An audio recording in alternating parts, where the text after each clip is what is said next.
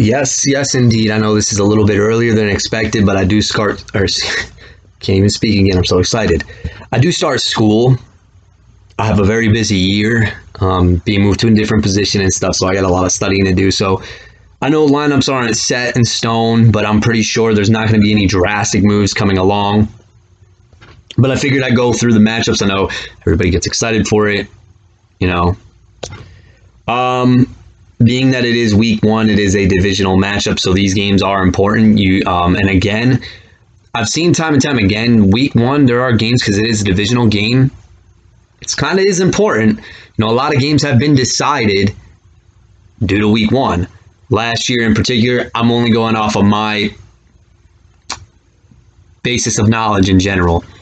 I think I lost to Andre by a little bit of points, and that game alone made the difference for Andre making the playoffs.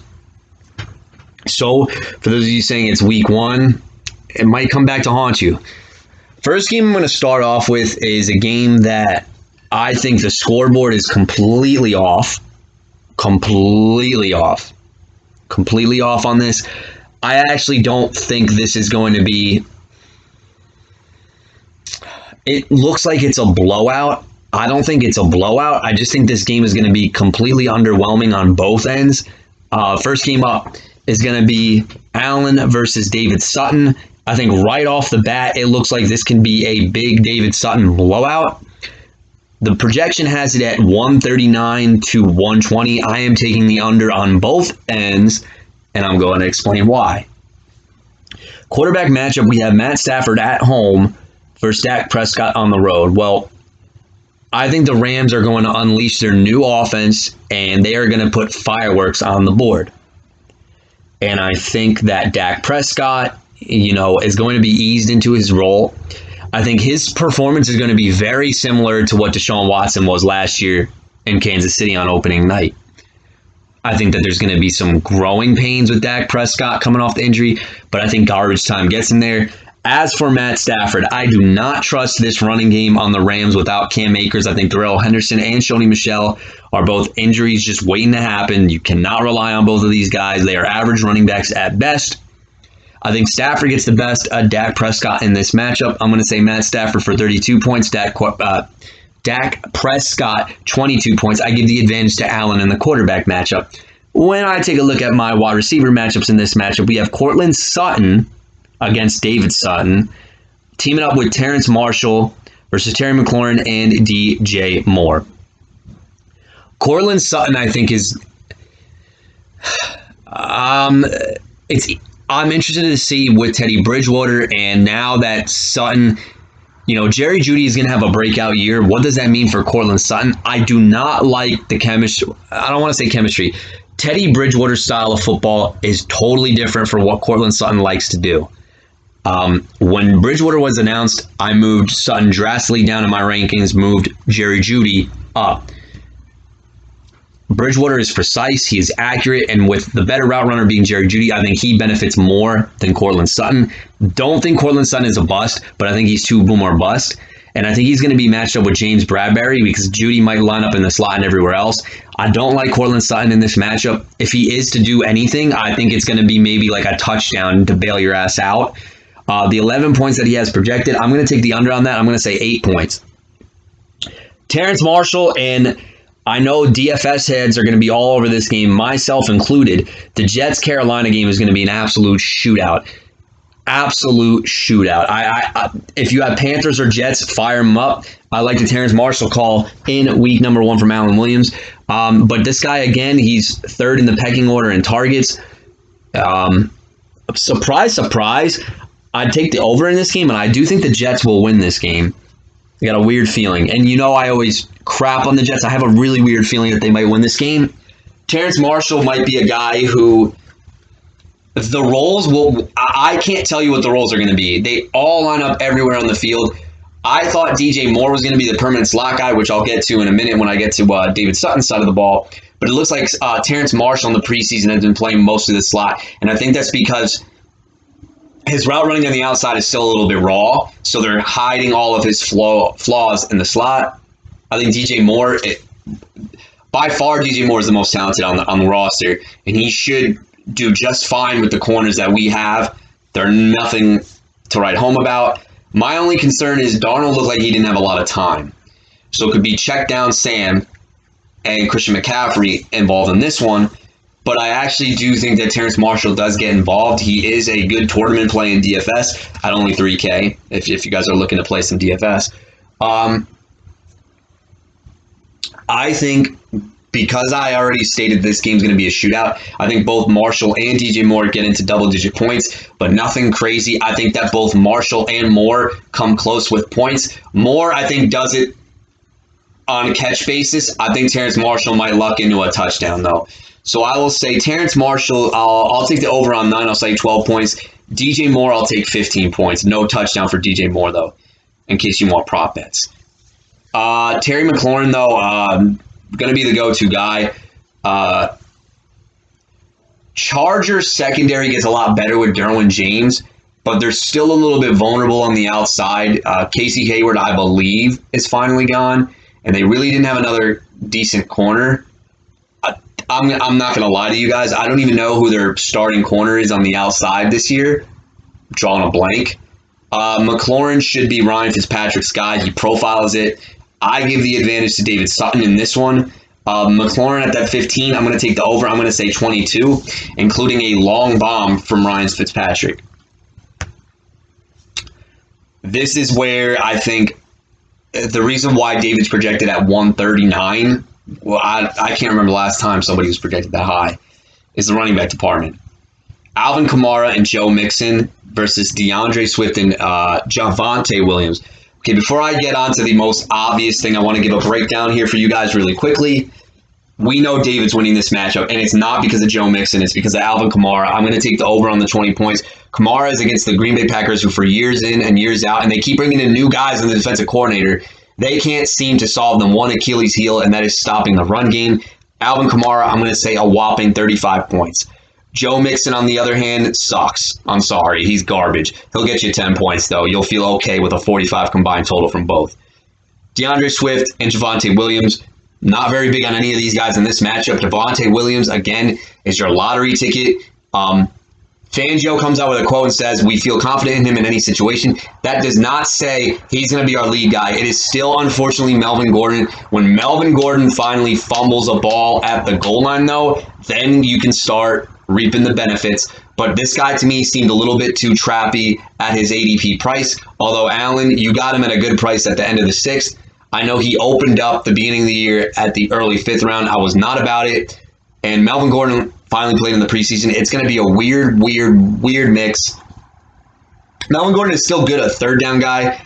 They're going to kill the Giants, but I think Javonte Williams salvages day with a garbage time touchdown. I would say that I'm going to project him for 12 points. DeAndre Swift projected for 10 against the San Francisco 49ers. I'm going to say maybe like 13, but I think this is where you can't keep up with Alvin Kamara's dominance.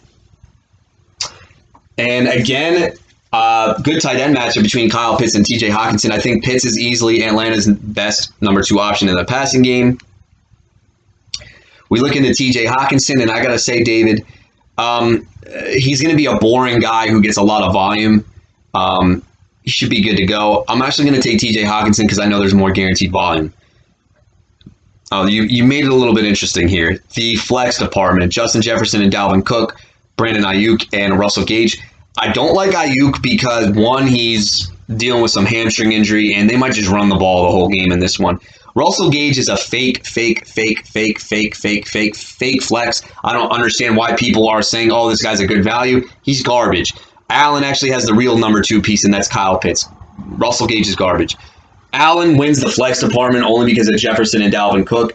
Dalvin Cook alone will cancel out Alvin Kamara. Justin Jefferson will probably outproduce Brandon Ayuk. My only concern here, though, is if Dalvin Cook goes off. This is why I hated that pick that you did. You got to trade one of these guys because you're going to realize that it's going to bite you in the ass. If the Vikings are winning games, Justin Jefferson is probably not doing anything, and it's all Dalvin Cook. While you're fine with that, and it gives you a decent floor, your upside is limited. Washington D versus Chargers, and this is where it's a neck-and-neck game, and then I think David pulls away with the Los Angeles defense at home against the Chicago Bears. With that being said, because Allen had his weird lineup in the flex department, the biggest takeaway that I can say here is even though Allen gets the advantage in the flex and the quarterback department, I think that the running backs alone from David's side, the Alvin Kamara, the Joe Mixon, and then the defense, I think I'm taking the under in this game, but I am going to say it's going to look like an underwhelming performance from both ends. From the David side, I think a lot of people don't have big expectations for Allen right away, but I'm going to say the final score is David 122 to Allen 117. I think that, I am not buying the 139 outburst. Absolutely not. But I do think that what this matchup tells me right off the bat is Yahoo's going to come way down on David's projections no matter what. And I think that Allen, I don't know because I don't know what goes on in this kid's mind. But I think that the takeaway from this game after this is going to be that Allen is going to be a little bit confident in some of the guys that he has, but I think that a lot of these guys are benefiting from matchups, a.k.a. Terrence Marshall, I think, is a benefit matchup guy against the Jets in this one. And the Viking stack, I think, goes off because it's a beneficial matchup. And any other matchup, I think that this is going to be a hard thing to kind of trust. That's my biggest takeaway, is that I think that Yahoo is way too high on the David projection, and that Allen, I think, is going to realize that a lot of the guys are going to be matchup-based. It's going to be an underwhelming performance. That's my final score. Next matchup for week number 1 that I'm going to break down, David Krier versus Mr. Paul Per Call. Again, this is another team Yahoo has projected at 139. Paul's projection went down because he doesn't have a tight end in, but I know this was a very, very high projected matchup. The reason why I think it's a high projected matchup is because both of these teams are extremely top heavy, and their flexes are either boom or bust or have question marks. You have two elite quarterbacks in Aaron Rodgers versus Patrick Mahomes. I, for one, think that the New Orleans defense has never figured out Aaron Rodgers. He's always done very well against them for whatever reason. Patty Mahomes at home against Cleveland should be good to go. I'm going to say this is a draw. I think that both of these guys put up decent numbers. Robert Woods, T. Higgins, Tyreek Hill, Odell Beckham Jr. This is what we talk about with the boomer bust guys. Well, if Mahomes is going off, I think Tyreek Hill catches 1 touchdown. Robert Woods, Cooper Kupp, Tyler Higbee, anybody in the passing attack, load them up against the Bears. They are god-awful. T. Higgins in a game where they're going to probably either get blown out or going to have to throw a ton. You like that. Beckham is the biggest wild card. Now, if they're going to have to throw the ball, I have yet to see a game, though, with Odell Beckham being in sync with Baker Mayfield. The only game Odell Beckham actually played extremely well in a Browns uniform was the Dallas Cowboys game last year before he got hurt, and that was only because of Stefanski scheming him up in trick plays. It had nothing to do with Baker Mayfield being an absolute stud, finding him the ball. I think it was like an end around, a path. They were weird schemed up plays. I can't get behind it, but it's Tyreek Hill, and I can't go against that, so I'll go Paul. Now, Chris Carson and Jonathan Taylor versus Christian McCaffrey and Darrell Henderson. I don't like Darrell Henderson, but I like Christian McCaffrey. Chris Carson, again, when it's the beginning of the season, this guy is an animal. He does whatever he needs to do. Jonathan Taylor is another guy who is a big coin flip. Actually, both. Yeah. So you got both running backs that are going up against each other. Now, the only way this works out is if Seattle, either they're keeping pace with one another. The one thing that you can't happen in this game, Paul, because you have running backs playing up against each other, you cannot have Indianapolis control the game of this game because that means Carson doesn't do anything. The only benefit you have for that is Jonathan Taylor gets his workload. They are safer options. Christian McCaffrey against the Jets just looks like he might get 10-plus catches. Because it's Christian McCaffrey and the other two are in very questionable matchups, even though they're good floor guys, I'll go Christian McCaffrey. Darren Waller, I like your reach pick on that, Krier, so I'll go you no matter who Paul plugs in at that tight end spot. This is where I think the matchup can be one or miss, and it's the flex. It's Corey Davis and Devin Singletary versus Claypool and Kenny Galladay. Okay. First off the bat, I hate Kenny Golladay, Paul. I'm sorry. You're going to realize he might be one of the worst Giants signings. If he actually works out well, okay, I'll eat my crow. But I just don't see his skill set working with Daniel Jones. And then Chase Claypool. 2 boom or bust for me. Corey Davis will get a lot of volume operating as the number 1 guy in a game which I expect to be a shootout. I love Corey Davis. I think out of all the flex options, he's my favorite. Claypool to me is 2 boom or bust. It's the Buffalo Bills. If I know Tre'Davious White kind of came down to earth a little bit last year, he had a really down year for his standards. Oh Jesus! I just read something that was ridiculous. Honestly, I don't feel confident in Kenny G, and I don't feel confident that Claypool goes off in this game because they're on the road. I'm actually going to have to go David Krier, San Francisco D, and Tampa D. Paul, I think Tampa D long-term is going to be great for you, but San Francisco against the Dan Campbell-led Lions, I think I already have my winner booked. I will say that Corey Davis will do good. I think the only guy who busts for David Krier is Devin Singletary. To a point, Darrell Henderson, I think he might get 10 points. I just think that even though, Paul, I don't think this is a bad roster. I just think matchup-wise, David Crier's team is in a lot of good game scripts. Like Robert Woods is expected to get blowing out the Chicago Bears. I think Matt Stafford just throws for 4 touchdowns in this game. Personally, Christian McCaffrey against the Jets, I think David Krier benefits from matchups, Paul. I don't think it means that you had a bad team. I think that aside from the Mahomes-Kelsey stack, a lot of the other guys that you have on your team are in very, very questionable matchups. I don't know which way the game's going to go. I am confident, though, that Krier is going to hit his floor. Like we talked about, I think Krier has one of the best top half teams. His flexes are very, very, very questionable. It's the same thing I said last year when he drafted his team. But I think Corey Davis gets the job done against the Carolina Panthers. My final score prediction in this one, I didn't think David was worth the 139. I think David Krier, though, on the other hand, is worth that. I will say David Krier 145, and I'll say that Paul at a 126.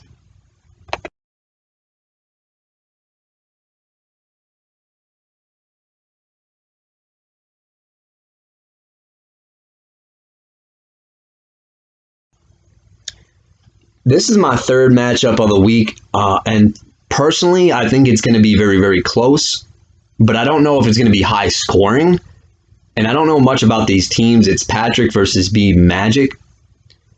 Right off the bat, we have really good quarterbacks, Justin Herbert and Josh Allen.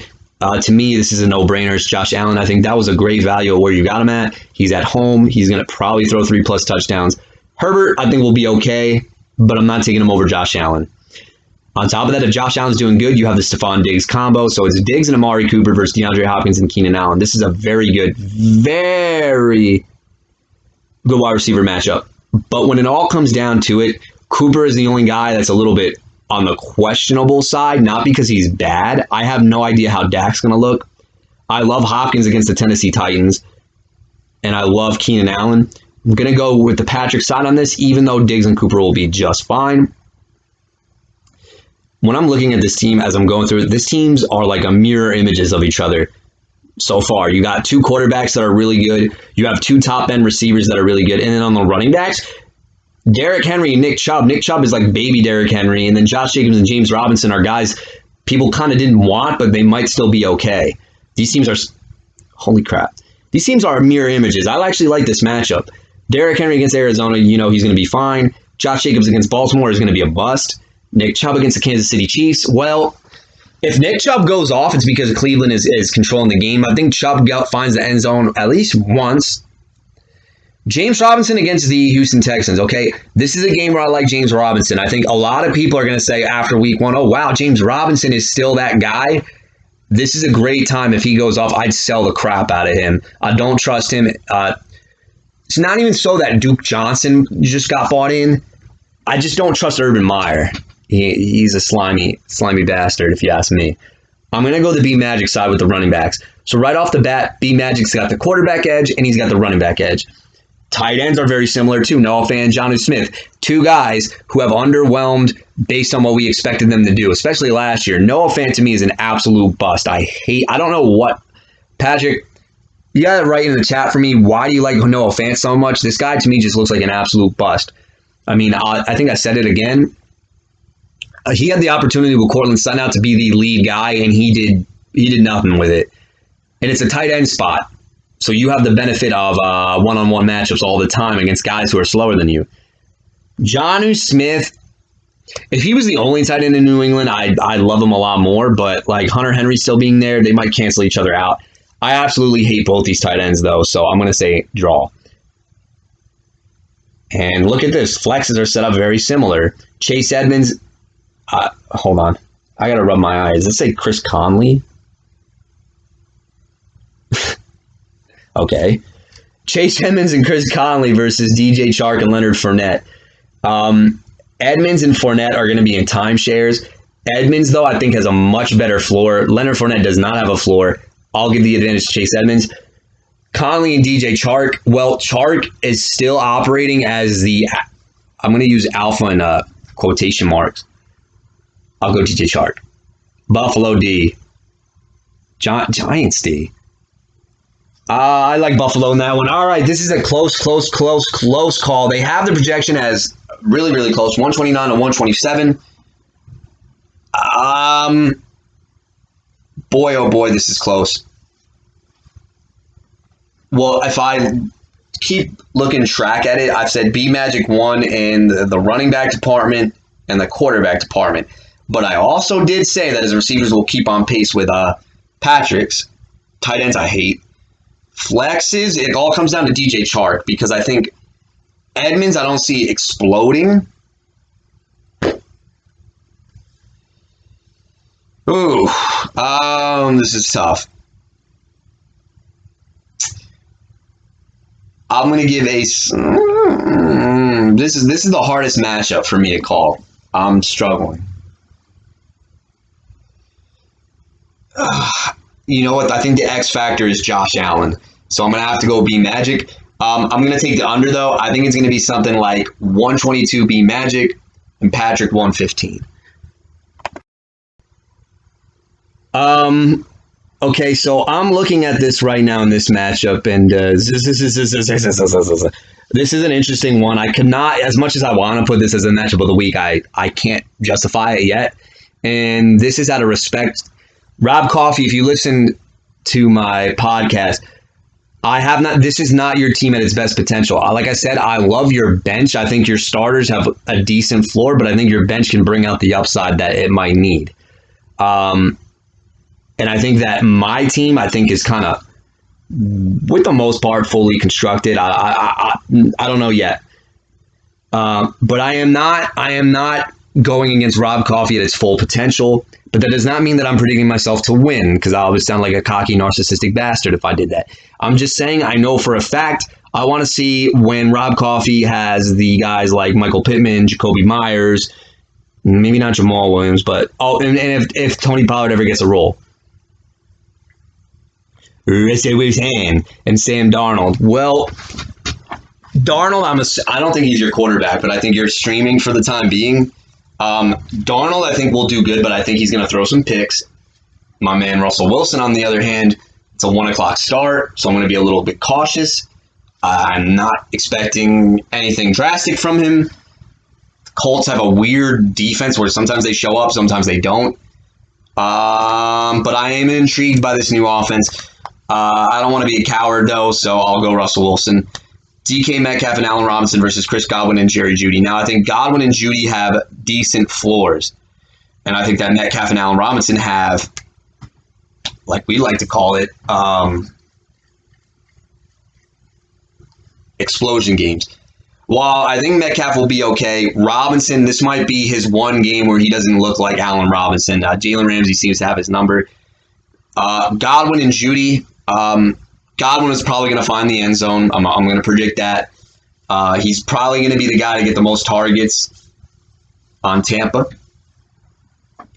Jerry Jeudy is going to be a nice floor option with Teddy Bridgewater. It's going to be a match made in heaven. For that, because I'm expecting Allen Robinson to go way under that 12 points, I'm going to say maybe 7 to 8. I'm going to give Coffey the slight advantage on that department. Aaron Jones, Mike Davis taking on Austin Eckler and Clyde Edwards-Helaire. Now, the only guy who's a little bit questionable with injury is Clyde Edwards-Helaire. My guys look like they're a little bit more on the healthier side. Aaron Jones, I think, will be okay. I don't think he gets that 18-point projection. I'll say 15. Coffey. Mike Davis might be subbed out for Trey Sermon. I have not decided yet. I'm probably going to do that last minute to get you on edge. Eckler has a floor. They always project him as 16 because I feel like that's his floor. Don't think he finds the end zone, but I'm going to say Eckler 20 points just because he's going to be annoying with 8 catches a game. Clyde Edwards-Helaire, I mean, I don't know. What do you want me to say, Coffey? I'll give Rob the advantage just because I don't know who my running back 2 is going to be. Tyler Higbee versus George Kittle. George Kittle might find the end zone. The only thing is, how often do they need him in the rest of the game? Because this can get out of hand. I like Higbee. I do like Higbee. I think he's going to score a touchdown. Tyler Boyd and Juju Smith-Schuster versus Cooper Kupp and Marquez Callaway. Okay, Coffey, I get the advantage here, buddy. I think Tyler Boyd is going to absolutely put on a show, but you know how I feel about Juju. I want to go more in depth before I, could get to the curb there. Boyd, I think, is going to just have to eat because Burrow's going to look very, very rusty. Boyd might have like that Jamison Crowder stat line where it's like 10 catches for 80 yards. Juju, who cares? Sorry. Cooper Kupp and Marquez Callaway. I like Kupp, and I like Marquez Callaway with Jameis Winston. New England D versus Denver D. Well, good for you, Coffey, because no Will Fuller. I have no idea what the game plan is. My guess is Belichick tries to stop the running game, but I don't know. Can Brian Flores out-coach him? Denver, I like him. I wish it was in Denver, though. I thought it was because it was like a random 4 o'clock start time. They should do their dirty work, though. If you look at the projection, it has me projected at 136. I'd be... If I'm hitting that, it's because somebody goes way over their projections. It's not like a team effort, if that makes any sense. I think that this game is going to be very, very close. I am going to take the under on both sides, though. I think it'll be something around. I gotta be superstitious, bro. I don't pick games, but I am taking the under. I don't think it's going to be a high scoring shootout type of an affair. Although I've been wrong here before. So I'll break down X factors. X factors for Coffey to win this game. The number one X factor for him is the running back department, because if Clyde Edwards he to me is the number one X factor. If he looks healthy, considering that Eckler's going to get his floor, that's step number 1. Step number 2, Sam Darnold actually has to play well in a good matchup. If Darnold does not play well in a good matchup, I think you're going to be behind the 8 ball in this one. And my third X factor here is Tyler Boyd. Tyler Boyd in a matchup that looks like everything is going to get funneled towards his direction, he's got to step up. X factors on my side of the ball. The Wilson and Metcalf combo needs to hit. This could be a really random game. It's on the East Coast. It's 1 o'clock, but I like it because it's in a dome. We'll see how that all fares in the end of that one. The RB2 is the second X factor. I'm expecting that Jones and Eckler are going to come close into point projections by the end. I don't know about Clyde Edwards-Helaire. So does my man Mike Davis. Or do I slip in some... Hey, Coffey, you're going to like this one. Sunday sermon. Yeah, I don't know, man. And the Rams, I guess, would be the third one because I got Higbee and Kupp. It can't be Robert Woods 3 touchdowns or the running game. That's the way I break it down for you, Coffey.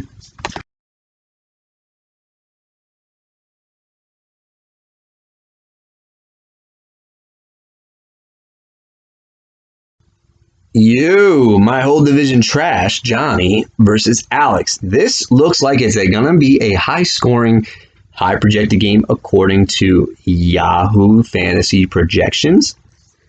And with that being said, I do think that when it all is said and done, I am going to take the over on the Johnny side. I am taking the under on the Alex side. Brady at home versus Lamar. They're going to cancel each other out. Tom Brady is going to eat, but I think Lamar Jackson might run for 100 yards in this game. His guys keep getting. So Greg Roman's got to say, look, dude, like if we need to win a game, we need to control clock, and you can run all you want. I think Lamar combines for 3 touchdowns. Brady, I think, throws for 4, but the difference here is Lamar's going to run for some more, so it'll get him a little bit more points to cancel out. Mike Evans, Tyler Lockett, Devontae Adams. Well, Devontae Adams is going to do Devontae Adams things against New Orleans. Mike Evans, I think this might be a classic Tom Brady. Look at me, I'm so good. I think Evans, Antonio Brown, Godwin, and Rob Gronkowski each get a touchdown each. I think it's just going to be spread the wealth. But I think that Mike Evans has the least amount of yards third least. Or did I say that right? Third most, excuse me. Third most over Gronk. I think Mike Evans will do something like 3 catches, 54 yards, and a touch. Tyler Lockett. Now, you know that I am a big Mr. Tyler Lockett fan. Okay, I've been a big fan of his. It's going to be a new offense. Check practice reports. That's all I'm going to tell you. If he's limited in any fashion, or if he's getting rest days off, and he doesn't practice at all, remember what I told you about Tyler Lockett. Be wary of the whole decoy thing because they're going to baby him because he's very fragile. That's how they do it. If he's practicing in full, I say all systems go, you might get a Tyler Lockett game. Visca. Okay, this looks like he could be on the verge of a breakout. It's against the Houston Texans. With that being said, I'm easily going to go Devontae Adams and Laviska Shenault only because I have no idea what the situation as of Tuesday is with Tyler Lockett. Najee Harris and Raheem Mostert versus Barkley and Miles Sanders. This isn't even close. I think this is where Johnny makes his bread in this one. Najee Harris, I'm going to take the over on 15. I think he goes for 25 points against the Buffalo Bills. Raheem Mostert, I'm going to take the over in this one. Johnny, I think that Mostert and Trey Sunday Sermon both combined for 4 touchdowns in this one. I think Mostert might even get 3 for you. I like him in the short term, Johnny. Don't like him in the long term. But for right now, I love him a lot. Barkley will get you 8 points because I don't like him anymore after what he did to me. But no, on a serious note, though, Alex, I don't think he's going to be 100%. And I think that he's going to be on a new team next year or something. Miles Sanders, I think, is going to quietly have a decent game, though. I'm going to take the over. I'm going to say 17 points for Miles Sanders. I just think that the firepower is too much. I think Johnny is benefiting. Well, Najee Harris is going to do well in any matchup, but I think Mostert is going to benefit from a cakewalk. Johnny, book it right now. 70-yard touchdown for Raheem Mostert because that's what he does. I think they're going to motion him. The defense is going to get caught slipping, and Dan Campbell's going to punch somebody on the sidelines. It's going to be something weird. It's going to be like a swing pass. Nobody's going to be on him, bro. Nobody's going to be on him. Oh, and this is where I think this is going to be bloody murder. It's Travis Kelce. Mark Andrews is a good player. No way is he ever on the level of Travis Kelce. The flexes, I think Julio Jones looks like the Julio of old. Brandon Cooks, who cares? Myles Gaskin and Marquise Brown. Not big on Marquise Brown. Holy crap, you're stacking Baltimore Ravens. I just realized that. You know what? If Mark Andrews or Marquise Brown does not catch a touchdown on Monday night, you can forget about it, kid. Myles Gaskin, I couldn't remember who took Myles Gaskin. It was you. I think you reaped the benefits of the discounted price. I think he was supposed to go in the 4th. You got him in the 5th. He's actually going to return incredible value for you. People were crying over Malcolm Brown. I mean, did we see what happened last year, guys? Malcolm Brown ain't doing anything. But with that being said, I do think Julio alone might win him the matchup. Green Bay against New Orleans. Johnny relying on some old Jameis Winston, but I'm actually going to go Baltimore in a big victory against the Las Vegas Raiders. All right, so here, I'm going to pick this one for you. I think the running back department gets really nasty in this one. I know based on projections, Yahoo thinks it's going to be close, but I think that Johnny alone with quarterback and the running backs, and I totally forgot he has Travis Kelce, I think he hits his projections where Alex, unfortunately, I don't think you do. My final prediction, Johnny 156 to Alex's 191. Did I use it? 125. 125. I'll give you 125.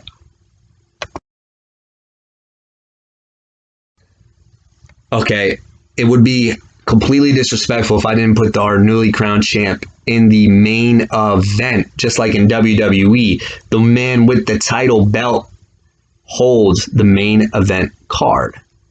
You know what I'm saying?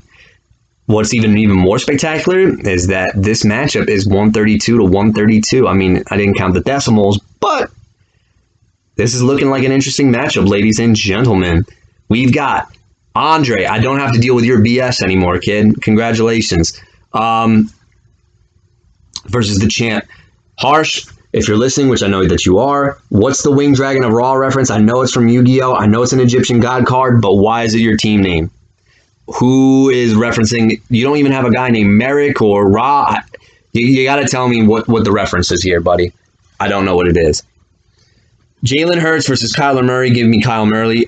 Even though Jalen Hurts might be okay for fantasy, I don't think he's a real-life quarterback, though. You know what? I like this combo, Dre. Yeah, I know.